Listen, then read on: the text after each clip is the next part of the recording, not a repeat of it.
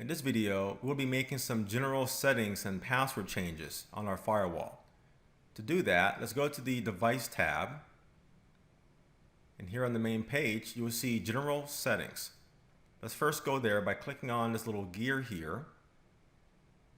Let's change the host name to follow our naming standard, and that will be our device of PAN 01, the ID, then our location, which is TRA.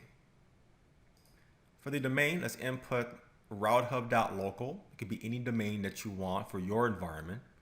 And let's input a very simple login banner that we will see on our login page. Okay, and we'll leave everything else alone in terms of the time zone, our locale, and this we'll leave alone as well. So once we're done, let's go ahead and click on OK. Now let's change our admin password, and we do that by going down to administrators over here on the left, and we have one account which is admin. That's us. Let's click on that account name, and here we'll input our old password, which is admin, and let's input a secure new password. Make sure we type that in correct.